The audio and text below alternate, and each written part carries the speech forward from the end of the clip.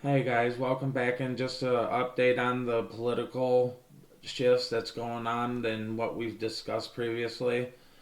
If you want to understand where the global political landscape is heading, you have to watch three pressure points at once: Russia, China, and Venezuela. Different systems in different regions, but the same underlying struggle over power, legitimacy, and influence. Russia continues to define itself through the confrontation with the West. The war in Ukraine isn't just about territory anymore, it's about the endurance. Sanctions have reshaped Russia's economy, forcing a deeper reliance on China, Iran, and alternative trade networks. What we are watching is not a collapsing state, but a hardened one and more centralized. Specifically centralized. More authoritarian and more willing to sustain long term tensions with NATO. For the US and Europe, this means a permanent security dilemma, not a temporary crisis, and which is legitimate with the response that Putin is given towards Trump and Trump's frustration with not being able to end the war. China, meanwhile, is playing longer and a quieter game, but no less consequential. Internally, Beijing is balancing the economy slowdown, the demographic decline, and tighter political control. Externally, it is asserting power in the South China Sea, increasing its pressures on Taiwan and positioning itself as a rival economic and diplomatic hub to the United States. The message from China is clear: stability at home justifies control, and global influence doesn't require Western style democracy. That's a narrative gaining traction in parts of the world that feel left behind by the current order. Now, if you've seen Tucker Carlson's show or you watch him, he is currently discussed about how what this has meant now that, for instance, Trump going in and capturing Maduro and taking the head of a regime out.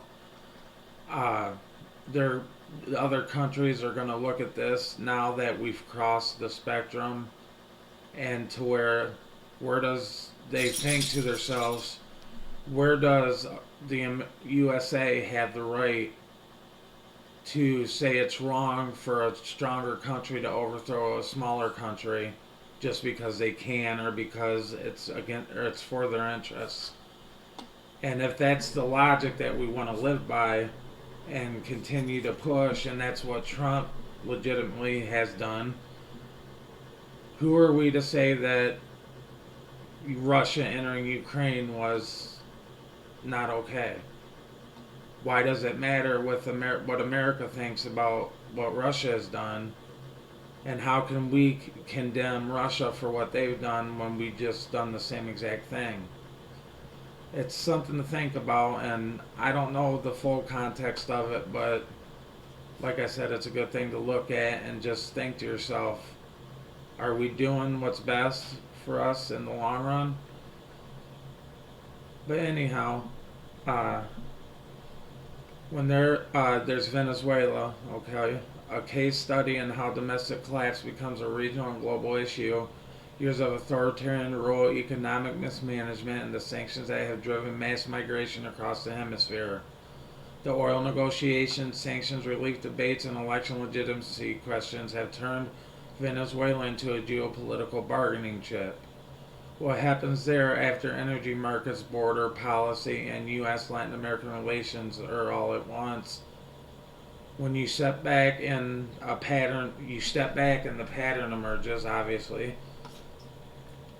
These aren't isolated stories, they're systems of a world shifting away from a single dominant power towards competing centers of influence.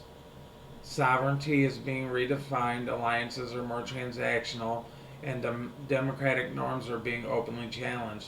And this, again, is what I go back to about who are we to tell another country not to do what Ukraine and Russia is in right now, because what have Russia's done when our president just went and overtook Maduro and left the regime to replace him with somebody else as second in command?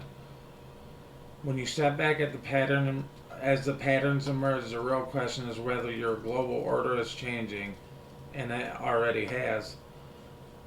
The question is whether the United States and its allies can adapt without losing the principles they claim to defend, and that's the lens through which we should be watching every headline coming out of Moscow, Beijing, and Kirkus.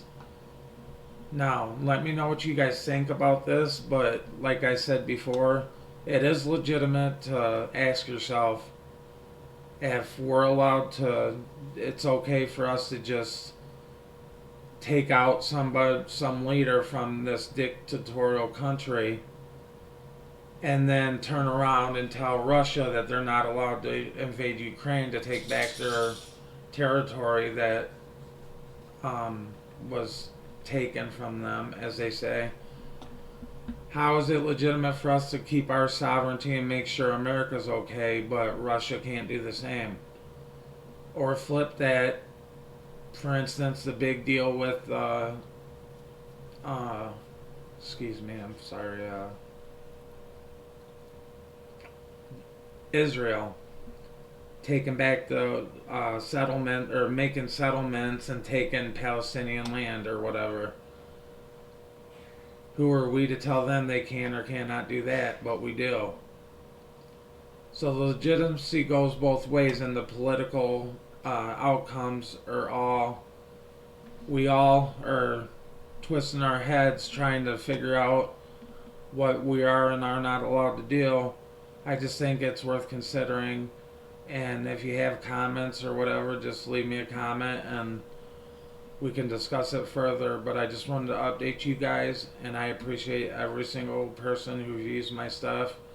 And I would encourage you to continue to look through my page and even check out some old videos if you'd like. But thank you, and until next time, I'll see you later.